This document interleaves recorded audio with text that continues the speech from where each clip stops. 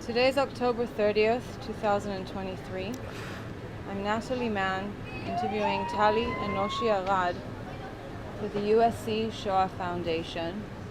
We're in Kibbutz En Gedi, and the interview will be in English.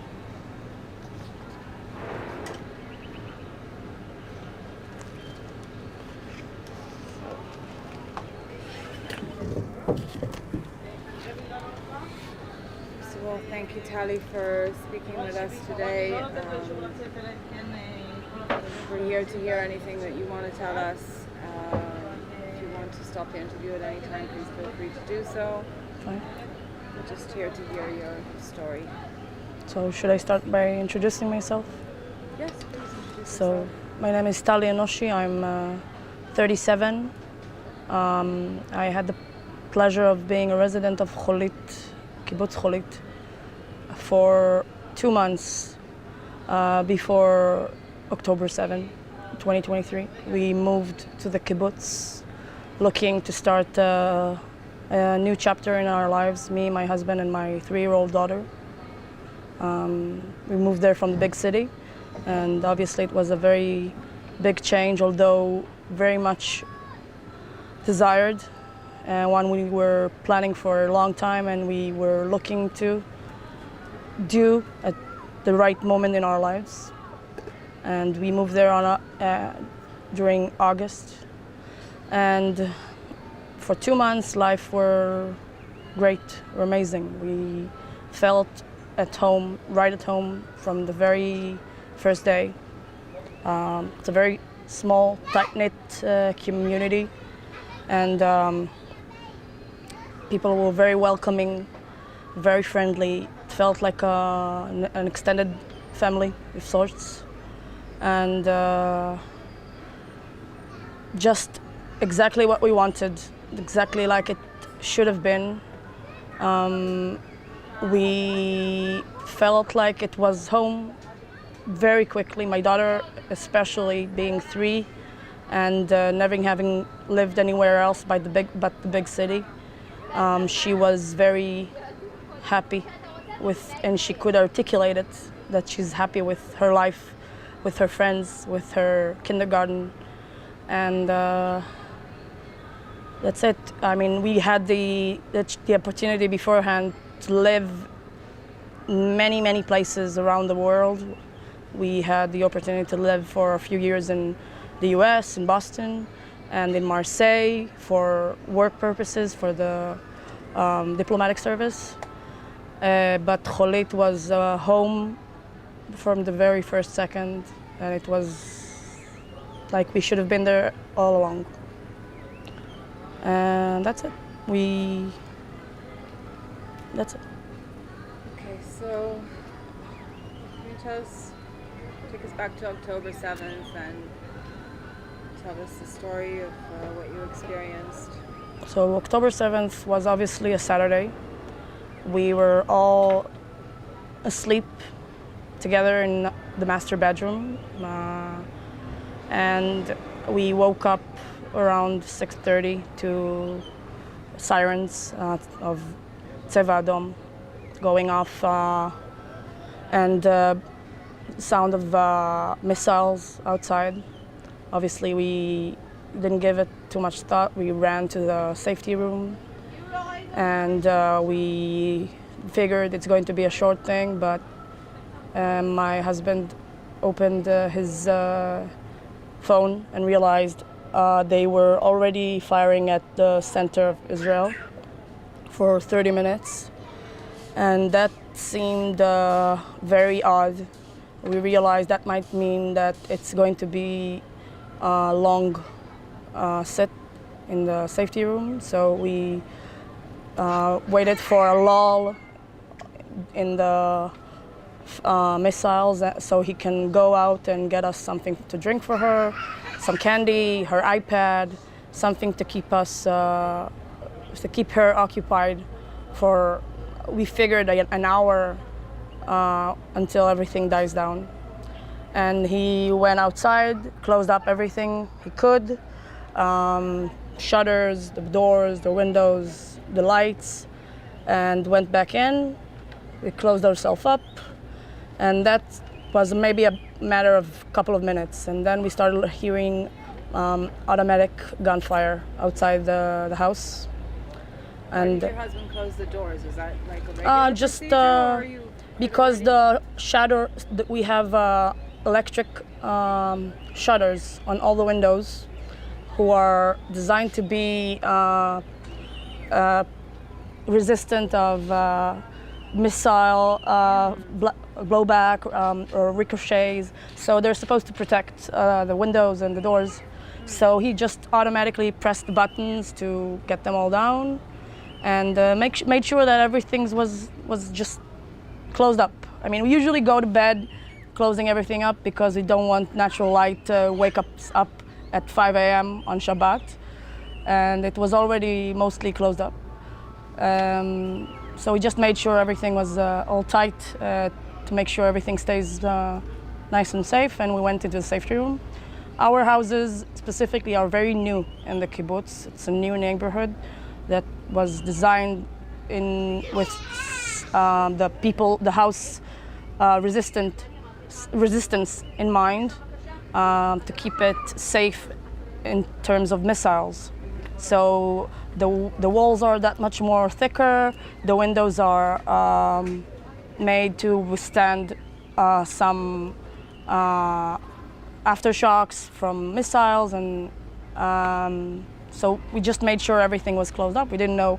Sometimes missiles land inside the kibbutz, I presume, or things could break. So we just wanted to be that much sure. The new guys, so as the new guys, you're always green and crossing all the T's, dotting all the I's. But just a matter of 2-3 minutes, he got her some candy and milk, and went back into the safety room. That's when we started hearing automatic gunfire. And being both of us former IDF, like most Israelis, we knew that that was not the IDF firing outside, because IDF soldiers would not use the automatic functions in their weapons. And we could hear somebody reacting with single shots, which we now presume to be the head of the security unit in the kibbutz, the Ravshatz, Avi Korin, may he rest in peace. We know that I've learned just yesterday that they took out a piece of the fence that was just behind my own house, and that's one of the ways they went into the kibbutz. But at that particular moment, we assumed that those were terrorists, but we had no way of knowing the scope of the situation. So we started to open our phones and looking into what's going on, what people are saying in the kibbutz. They were a little hesitant at first. Some houses didn't hear the gunfire yet because it was at the perimeter first, I assume. We know that they went in from a few angles. From our side, which is the one overlooking Rafah. Our house is the one right up against the fence overlooking Rafah to the west. And they also went from the other side and went through the fence on the other side, on the east of the kibbutz, as far as I know, maybe from other directions. I don't know at this point. And we knew there were terrorists in the kibbutz, but again, we assumed something on a small level could happen. It happened before in Israel. People would infiltrate communities near the border, and that's why we had security teams that could react. But that was not the case that day. But we don't know the exact number that went into Cholit, but we know it was around the 100, maybe. Again, this is a very small community. Yeah, so it's like 80 members, 200. rooftops with children and people who are domestic foreign workers who come to work in agriculture. Maybe 200 altogether before the 7. So people were talking on the WhatsApp group, the kibbutz WhatsApp group. Everybody were instructed to stay put, close up everything, and stay as quiet as possible. And we figured it was going to be a short while before the military joins us. We started getting messages from family members in the center, which were also they were also sitting in their safety rooms because there was a missile attack on Tel Aviv and the rest of the central part of Israel. But they were much more attuned to the news.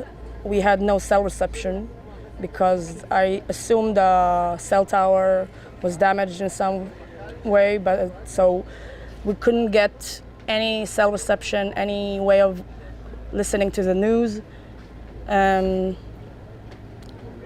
other than just waiting for WhatsApp to download a few messages every few minutes, every 10 minutes, 20 minutes. There was no internet in the kibbutz, so nothing to do but wait for some form of knowledge of information coming in through WhatsApp, and we started getting pictures that were already circulating the social media, I assume, of people being gunned down in Sderot, in the street. That's when we understood this to be a very big event, very wide event, and then still we assumed the military would react as quickly as it's supposed to and will come and get us out. And we were sitting there for maybe an hour or two, not assuming it's just a matter of minutes. My sister-in-law is a retired officer from the IDF, and she called me and she texted me because we couldn't speak. We knew there were terrorists outside. She texted me, "Don't worry, the military will be there soon. Don't worry, it's just a matter of maybe 30 minutes, an hour." And I just had to maintain some form of hope. My daughter was awake but occupied using her iPad. We had a few videos we downloaded a while back, which were enough to keep her occupied for a couple of hours. And she was being quiet, so we were fine. That's when we started hearing that they're going into houses. We started getting the news from what's going on in other kibbutzim, Be'eri and Kfar Aza. We knew what they were doing there. Do you know what time this is around? I think around 10, I don't remember precisely. Around the morning, started hearing our neighbors saying they're trying to get into the house, or they managed to get into the house and they're trying to get into the safety room, which people try to barricade themselves in every way possible. I mean, putting things up against the door, trying to block the handle from opening, because the doors are not designed to be locked solely from the outside, from the inside. I mean, it's supposed to be able to be opened by first responders from the outside. So there's no way of locking the door because it's not designed to withstand terrorist attack directly on the people sitting inside the safety room. It's not a panic room. It's made to withstand a missile attack. But that day was a different issue. We figured, we started hearing our neighbors saying they're going in, that people are wounded. No particulars specifically at that time. They were talking about the military having been notified. One member of the kibbutz who wasn't in the kibbutz, thank God. During that weekend, a dear friend of mine was visiting her parents, and she was away from the situation. She had a full, she had all means to her disposed to her to help us communicate the outside. So she started looking to people who can get help, bring reinforcement, because our security team was very small. Maybe 3 people had guns in the whole community, and they did whatever they could, but obviously it wasn't enough against tens, maybe 100 of terrorists. She started to turn to the media. She wanted us to talk to reporters, to get them to bring awareness to Cholit, to let them know that we need help, that the kibbutz has been overrun, essentially, because it was. Every inhabitant of the kibbutz was in mortal danger, sitting in their homes, trying to keep quiet, trying to barricade the doors, knowing that outside was pure mayhem and terror, and people were there specifically for the purpose of murdering us. And we had to turn to, it was the most ironic point in my life, because I used to be a very system-oriented person. I was very understanding of the way the system worked, very a goody two-shoes girl, if you like. Yeah, my husband was asking, maybe we should call the police, let them know that there are people outside, and I told them, why? I mean, it's just going to crowd the phone lines. Other people who need more help wouldn't be able to call, and they know that they gotta know that somebody's here. They gotta know the other people have notified the military. That's what they said. So I was being very naive at that point. No more, I guess. Obviously, nobody came. We know now that there was a group of soldiers that arrived at the kibbutz on their own accord, just volunteers who showed up around noon. We don't know exactly what they were able to do, but I know that they were able to get a few people out of their houses and battle a number of the terrorists. Again, we were there, sitting in the safety room, waiting to be rescued. Yeah, and I was in this very ironic situation where I'm very aware of the gravity of the situation, but I need to be very cool about it because of my daughter. Because if she gets alerted, if she gets scared, it's not going to do any good for any of us. We didn't want her to be aware of the gravity of that situation. So for a few hours, we had the iPad, and then in some way, then the videos were all done. No cell receptions, meaning we couldn't re-download them. So nothing to occupy her by. Again, we were sitting in complete darkness because we wanted nobody to know that we were in the house. So it was the safety room. Yeah. Like, what do you usually use it for? It's her bedroom. Oh, it's her bedroom. Yeah, so it was full of toys, but complete darkness. And we had no air conditioning yet because we didn't install the air conditioning yet in her bedroom.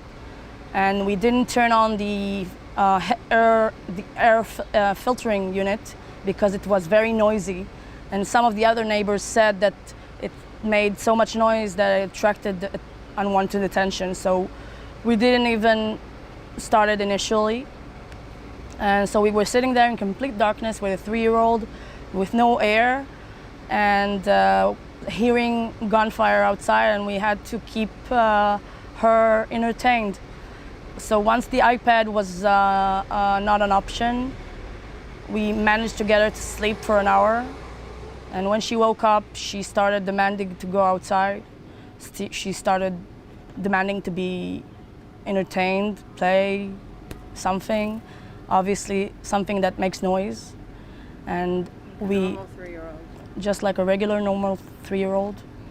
And I remember the first thought going through my mind was maybe I should put a hand over her mouth, because we could hear our neighbors from closer houses saying they're right outside our window, they're back here in our neighborhood, in the vicinity of the house. And I remember thinking I should, around noon maybe.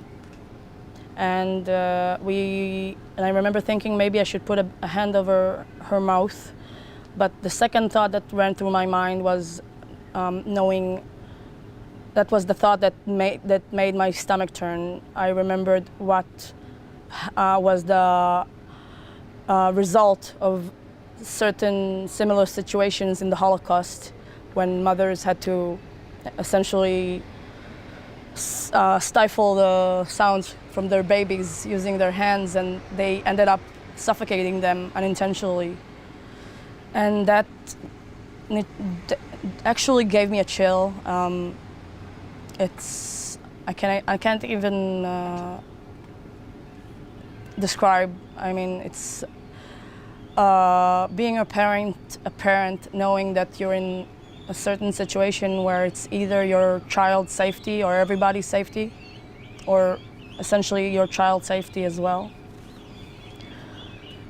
So we decided to try and tell her the truth.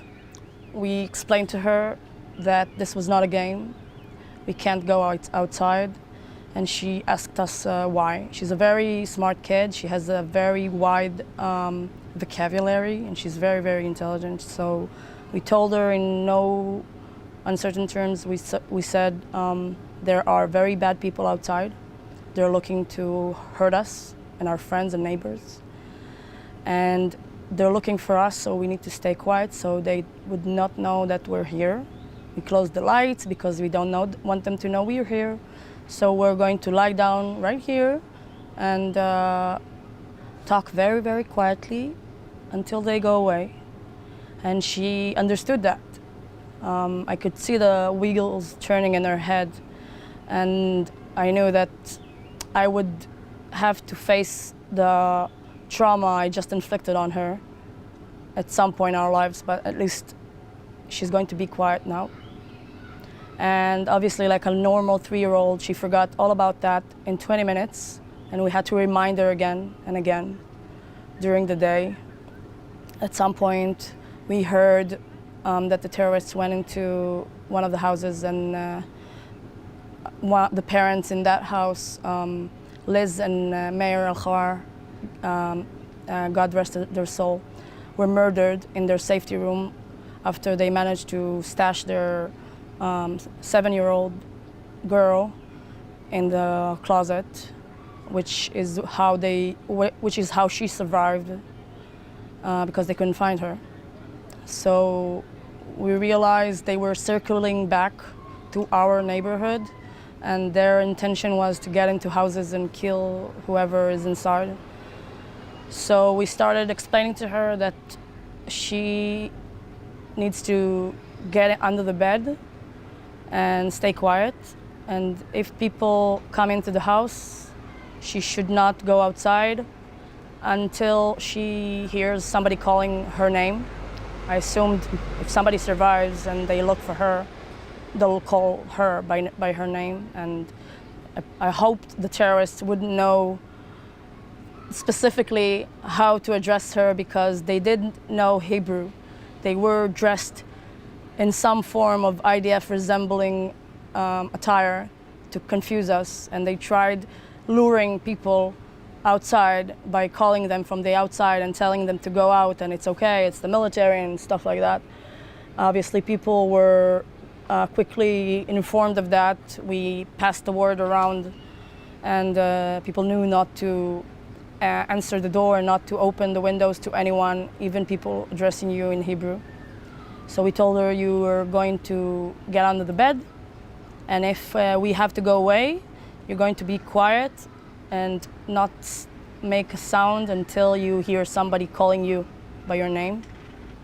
And she was hesitant. I mean, where are you going, mommy? Where are you going to go?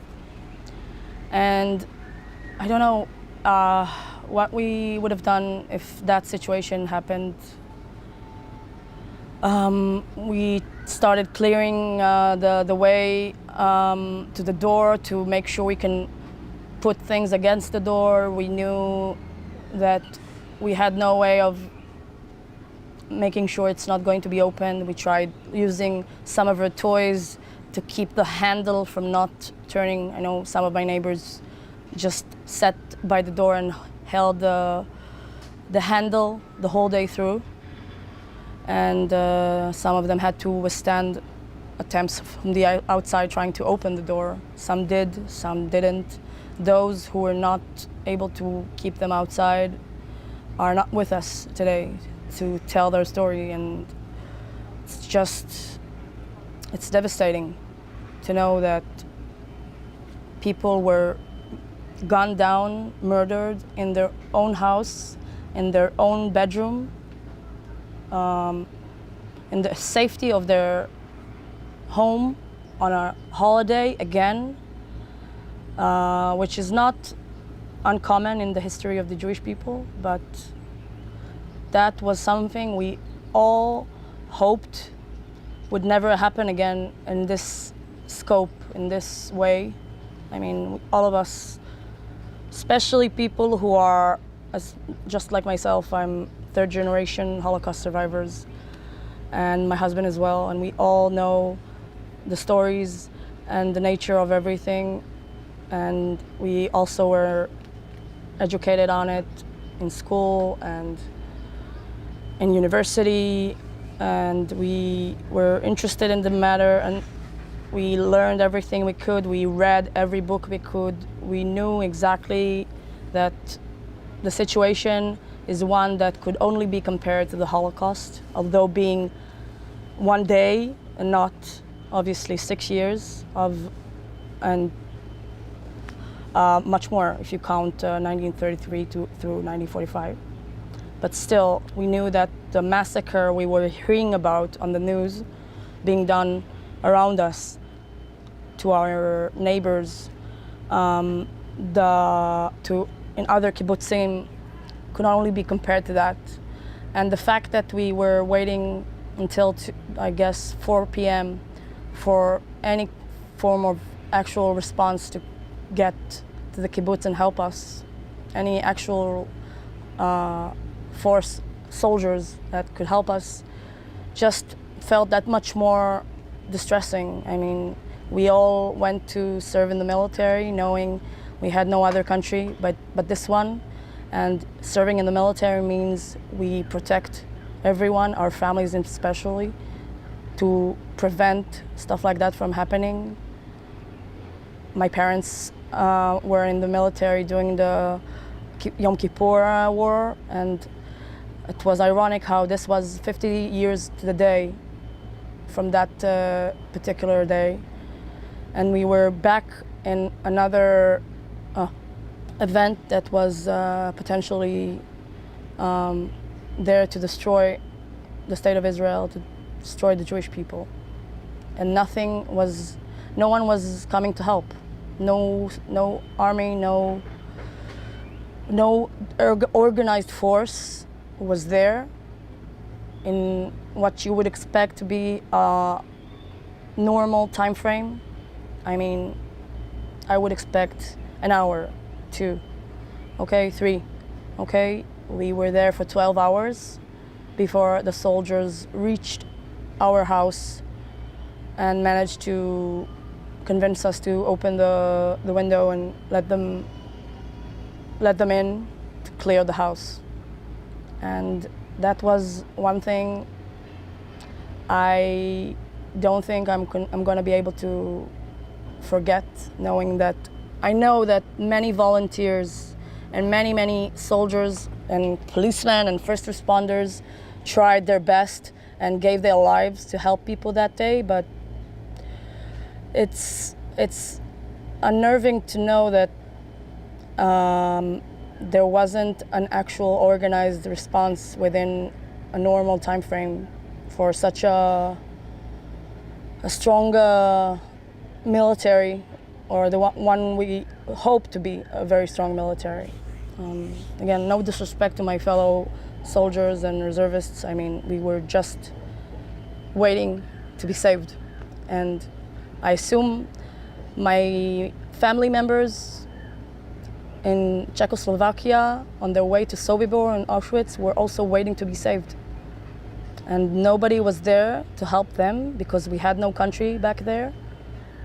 But this time around, we have a country, although one that must have forgotten its role, and it failed the basic promise it gave the Jewish people, which is a safe home, away from tyranny, away from anti-Semitism, one that they can help. The military is the main, the fact that they can respond in certain situations, like, I mean, it's one of the things that you cannot overlook very quickly, very easily.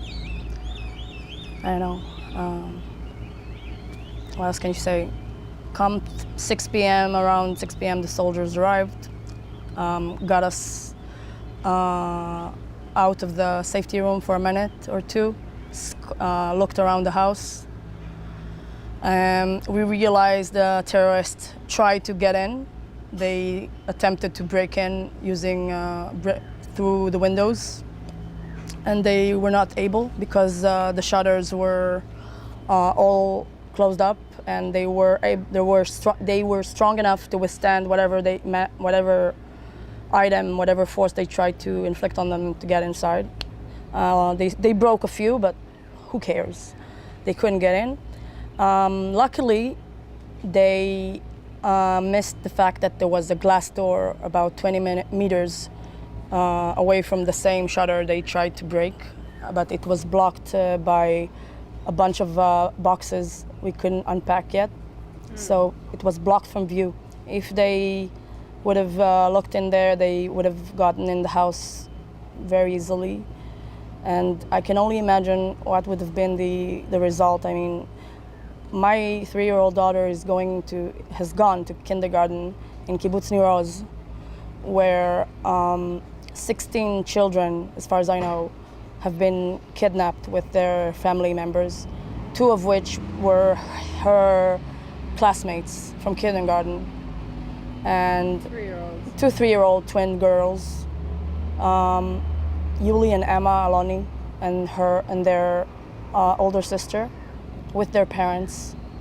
And just the thought of them being there, knowing that my daughter and me and my husband could have been right along with them in their situation, and knowing that nobody came to help us on that day, and not knowing what's going to become of them today, 3 weeks after that event. It's just again, can't even collect yourself from such a situation. I mean, we all want to go back home. We all want to rebuild the kibbutz. I mean, my daughter has been asking about when are we going home every day since. She's been asking about when is she going back to kindergarten, because she loves her teachers and her friends. But obviously we had to explain to her that the kibbutz is in shambles, and the soldiers who helped us are rebuilding, fixing the kibbutz, and when it's fixed, we can go home. And for the meantime, we're here in a hotel, but we're safe and we're all together. Obviously, we can't explain to her about her friends in kindergarten, because how can you explain something like that to a 3-year-old? I mean, what would you tell them? And she's been asking about it constantly, no matter how many toys, how many activities they've arranged for the kids here to keep them occupied, to keep their mind away from everything. She's still insistent on going home, which is just another reminder of how beautiful our house was, our home was, our community, being such a tight-knit community that could make us feel at home so quickly. And now we're a community of refugees. I mean, we're all displaced from our homes. Some people left their house with nothing but the clothes on their backs and no shoes, nothing. Some people were injured gravely. Some children were orphaned. And we are all here in the same situation, living essentially as refugees with nothing that to call our own, apart from a few donations that we were given. The kids are obviously very well cared for, and they've been given every sort of donation that you could think of, and we're very appreciative of the Jewish community around the world and the Israeli people who for doing that, for making it all happen. But it's not the country who did that. It's not the state of Israel. It's the people. It's the volunteers. It's our neighbors and our family members who are giving what they can, despite not having many things, I assume. And she wants to go home. She wants to go back home, and I have no way of explaining to her that it's not going to happen for a very long time, probably because we have no assurance of safety. Yeah. And if it's rebuilt, or We don't know. If it's rebuilt, I mean, we could have withstand missile attacks. Obviously, my neighbors were all used to that. It was something they did on a normal basis every now and then.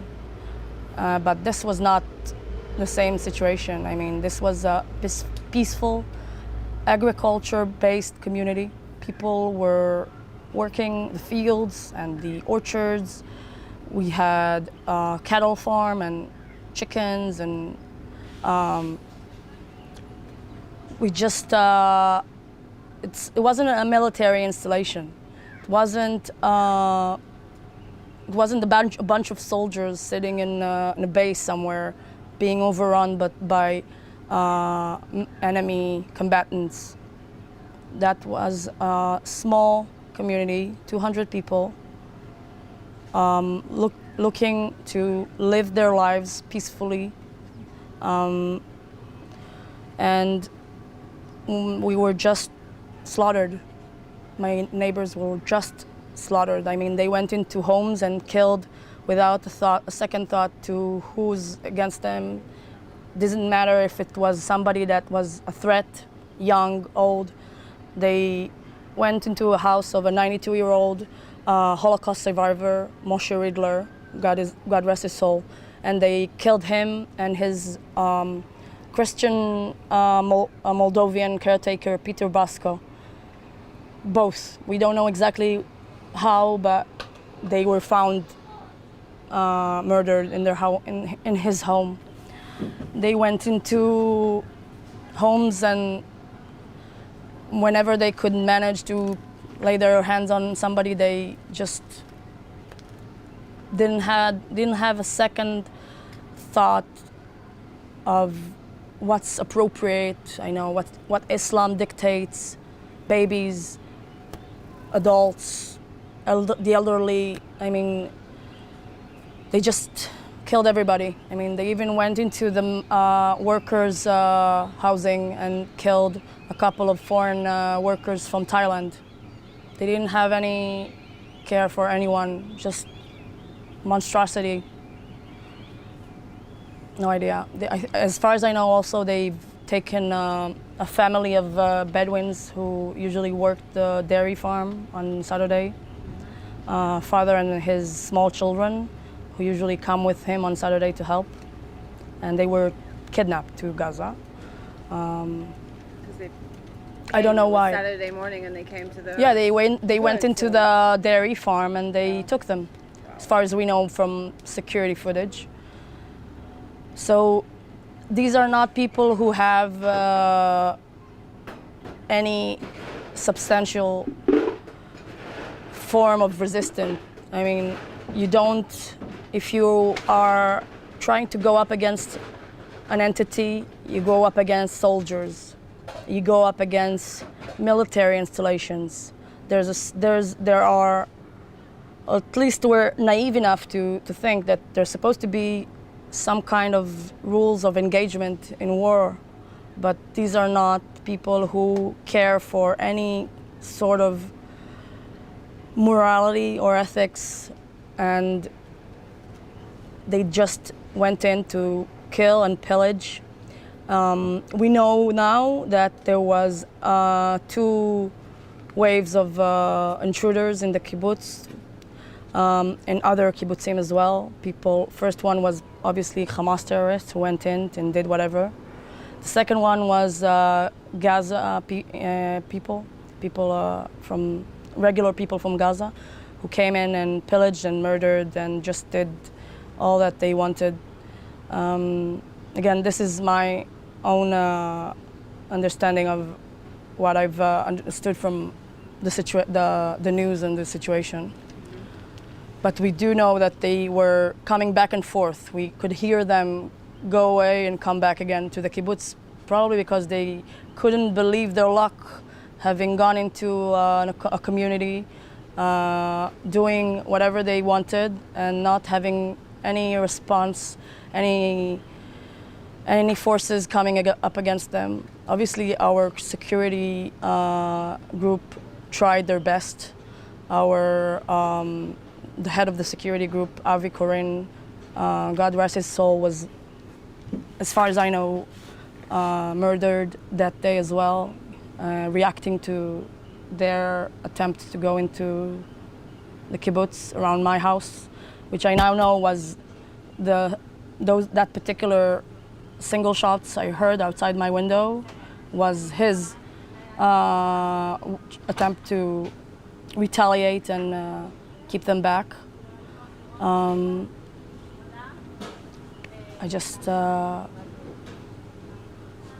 There's nothing else to add about it. I mean, Do you have any, I don't know, pictures or messages or something that you wanted to share that might be of importance to you specifically? Something that we took a few pictures from inside the house, so from inside the security room, from a safety room of my daughter. We took them, we staged the pictures quietly so that we can send the pictures to my mother and my mother-in-law to keep them relaxed, because obviously they were watching the news, but no one actually understood the scope of the danger we were in but us.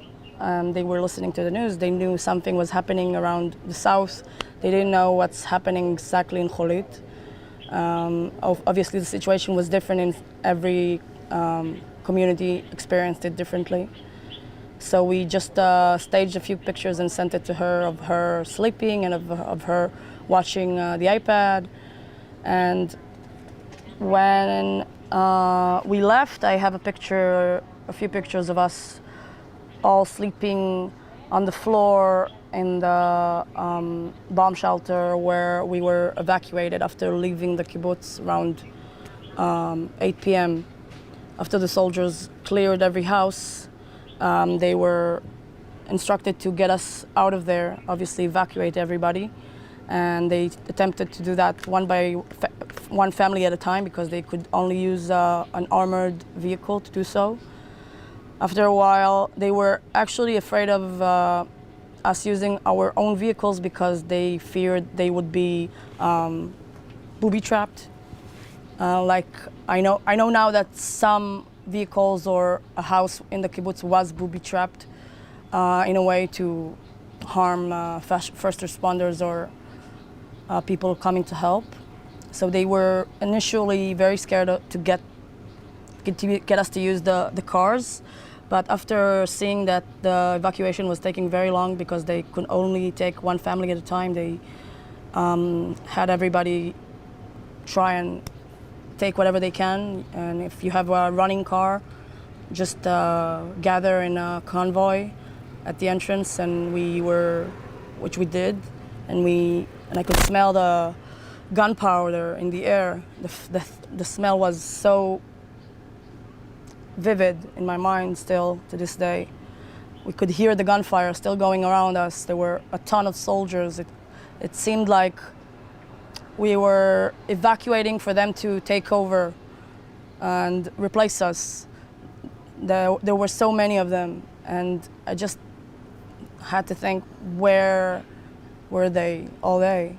I mean, obviously there were some 30 other communities who were in similar situations, but still, it wasn't something you could reconcile with yourself. Once we left, I took a few pictures of the gate of the kibbutz. I didn't have the frame of mind of actually documenting the situation, but when we left our own neighborhood, we could obviously see most of the kibbutz was engulfed in flames, and vehicles were on fire. I had my daughter cover her eyes, and so that she wouldn't watch anything. Obviously, she already understood the gravity of the situation, and she could tell something was happening around her. There was gunfire outside, there was the sound of bombing at least. I don't think it was missiles, but probably grenades and other form of combatants reacting, I don't know. We left the kibbutz, we drove after the first car, and my husband took a wrong turn and continued, instead of turning towards the kibbutz where we should have evacuated, kibbutz Gvulot, he kept going straight on Route 232, which is where we encountered some very horrific sights up the road. We could see there was an IDF armored vehicle burnt and destroyed on the side of the road. Some soldiers were, I assume, deceased on the side of the road still at that particular moment. And that's it. I mean, we turned back, we went to Kibbutz Gvulot, where we met all our friends and neighbors and realized the scope of the loss the community experienced. We have some 13 people who were murdered that day.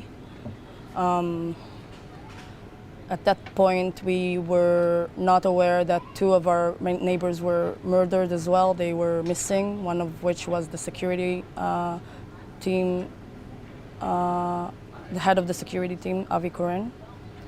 And the other was Adi Kaplon, may she rest in peace, which the story is that she was in her safety room with her two children, 4-year-old Negev and 6-month-old Eshel. And she realized they were going to get in and I assume used her gun to retaliate. As far as I know, she managed to kill one at least, and they took their revenge on her. And as far as I know, they booby-trapped her body inside the safety room. They took her kids and later took her neighbor, Avital Edgem, and I don't know if they intended on kidnapping them to Gaza, but they walked them all the way to the fence and just let them go while filming the whole situation. So it must have been a form of their way of making some kind of a publicity stunt, showing they are humane in some way, I guess, letting go of the two children, but that was not the case, obviously, for many, many other children in other communities and other homes in that, on that day. I mean, it's, so she is an actual hero.